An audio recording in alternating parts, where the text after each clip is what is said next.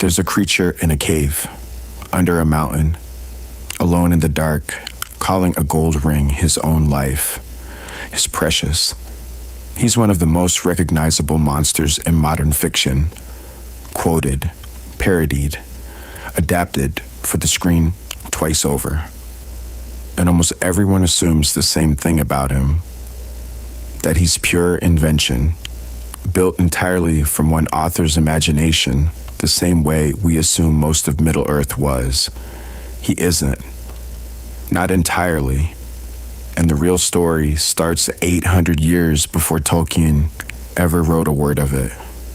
The story begins in Iceland in the 13th century in a text called the Volsunga Saga, chapter 14, a prose retelling of far older Norse legend, written down long after the myths themselves had already been sung, for generations.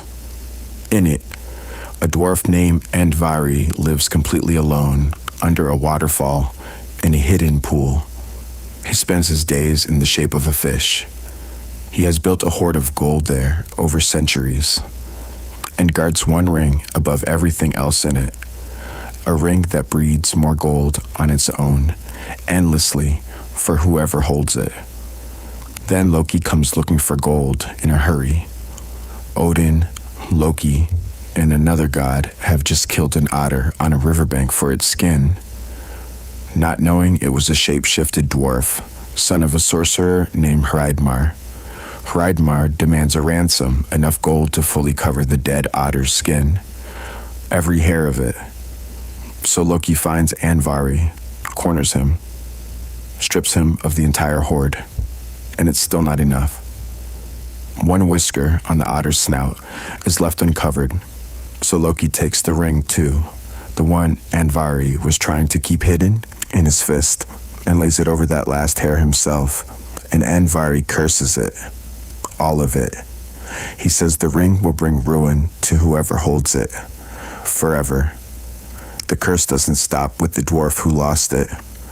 Hreidmar's own son, Fafnir, kills his own father in his sleep to keep the gold for himself. Then he walks out into the wilderness, completely alone, and slowly turns himself into a dragon just to lie on top of the hoard and guard it forever. A dwarf who loses his ring and curses it. A son who kills his own father for it. A creature who guards it in solitude until nothing recognizable is left of him. That's not just Norse myth. That's Gollum's entire backstory, with the names filed off. None of this was obscure to Tolkien, either.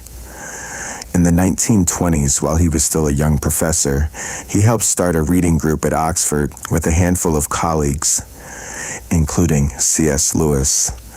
They called themselves the Kolbitar, Old Icelandic for coal biters, people who sit so close to the fire they might as well be biting the coals. Their entire purpose was reading the Norse sagas in the original language, the Volsunga Saga among them. Years before Tolkien wrote a word of The Hobbit, this wasn't a professor loosely remembering a bedtime story. This was a scholar who had spent years translating this exact myth, word by word, with his closest friends. But Andvari isn't the only monster feeding this creature. Tolkien's actual day job for most of his life was studying Old English. And the single poem he's most associated with academically isn't Norse at all. It's Beowulf. In 1936, he delivered a lecture, Beowulf, The Monsters and the Critics, that changed how the entire poem was read by scholars afterward. And Beowulf has its own solitary monster, Grendel, a creature that lives alone, underwater, in a hidden lair beneath a lake that comes out only in darkness, that the poem itself can't quite decide is a man, or a beast, or something cursed in between. Grendel's mirror isn't just any lake. The poem describes it as bottomless, its waters boiling with something unnatural, ringed by cliffs, hung with tree roots that seem to reach for anyone who comes close. Tolkien didn't just read this description once and move on. He spent years arguing against most of his own field, that Grendel and the poem's other monsters weren't clumsy fairy tale filler grafted onto a serious historical epic, that the monsters were the entire point. Some Tolkien scholars have since noticed the echo. Gollum's own lake, deep inside the misty mountains, ringed by rock, in total darkness, guarded by a creature nobody can quite categorize as human or something else. Make of that what you will. A solitary creature, living underwater in a hidden lair. That's a second monster, sitting in the same scholar's head, at the same time he was drafting a solitary creature of his own. There's a third detail, and this one is more speculative than the first two. Odin owns another magic ring, called Draupnir, that copies itself every 9th night. Old Norse poetry often names gold using a kenning, a kind of poetic nickname, and one recorded kenning for Draupnir translates to something close to precious sweat. A few Tolkien scholars have wondered whether that phrase sits somewhere behind the word precious itself. It's worth remembering who we're talking about here. Tolkien wasn't just a novelist. He was a professional etymologist, a man who spent his working life tracing single words back through 1,000 years of language for a living. If any author was going to bury a pun that deep on purpose, it would be him. Tolkien never confirmed this one, though. Call it a maybe, not a match. So is that the whole story? A saga he'd translated by hand? A poem he'd built a career on, folded together into one creature? Not according to Tolkien. In one of his letters answering someone who made this exact comparison to the Norse ring specifically, he pushed back directly. Both rings are round, he wrote. And there the resemblance ceases. So which is it? Two borrowed monsters stitched together, or something else, entirely? In 1785, a gold ring was found in a plowed field near Silchester, England. Large, heavy, clearly meant to be worn over a glove, engraved with the name, Sinishanis. It passed into the hands of a local family, the Shoots, and sat quietly in their country house for over a century. In 1888, one of the Shoots even wrote about it in a book on the history of the family estate. A curiosity worth a footnote. Nothing more than that. Then, in 1929, at a completely different site, 80 miles away in Gloucestershire, an archaeologist named Mortimer Wheeler was excavating a Roman temple at Lydney Park. Among the finds was a small lead tablet, a curse, left by a Roman man named Silvianus, whose gold ring had been stolen. Translated roughly, it reads like this: to the god Nodens, Silvianus has lost a ring and gives half its value to Nodens. Among those bearing the name Senicianus, let none have good health until it is returned to the temple. That's not a metaphor, and it's not a myth, retold generations later by some saga writer working from memory.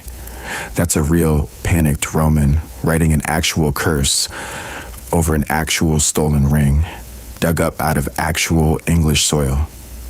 The name of the thief on that cursed tablet was Sinishanis, the same name, sitting quietly in a country house 80 miles away for over 100 years in the form of an actual ring.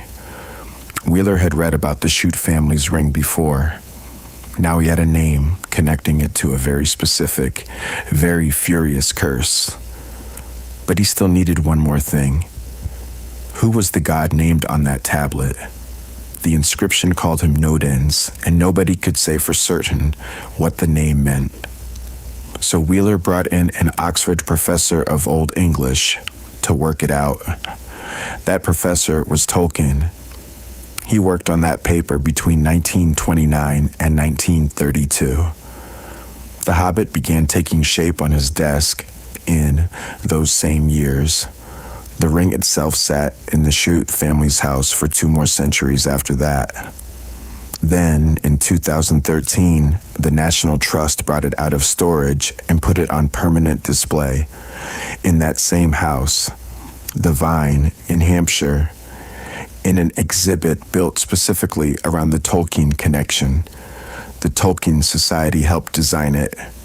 Visitors are invited to look at the ring and decide for themselves, is this the One Ring? It's worth saying plainly, the Trust itself has grown more cautious about that question over the years. There is no letter, no diary entry, no draft manuscript. Where Tolkien writes, "This ring gave me the idea." Everything connecting the 2 rings is inference. A name, a date, a shared professor. Not proof. So what actually happened inside one man's head, somewhere between a Roman curse and a children's book about a ring? This is not a straightforward theft of a Norse myth, filed down and renamed. And this is not pure invention, built from nothing, coincidentally resembling 3 or 4 older stories at once. No, this was several real things sitting in the same mind at the same time, growing into each other. An 800-year-old saga he translated himself with his closest friends beside a fire. A poem about a solitary monster in a watery lair that he'd spent his career defending. And an actual curse, naming an actual thief pulled out of actual ground in his own lifetime. A dwarf who lost a ring and cursed it in a saga 1,000 years old. A Roman who lost a ring and cursed the thief for it in Latin on lead 80 miles from where the ring itself had been sitting the whole time. A professor who translated one, defended a second, and excavated a third. In the exact years he needed, all of them. The ring under the mountain was never just invented. Some of it was dug out of an actual English field, and it's still sitting in a glass case in Hampshire today, asking every visitor the same question Tolkien himself never quite answered. Maybe that's the more honest way to think about invention anyway. Not a single spark out of nowhere. Old curses and older sagas, and one very well-read professor, all buried together, waiting for someone patient enough to dig them back up.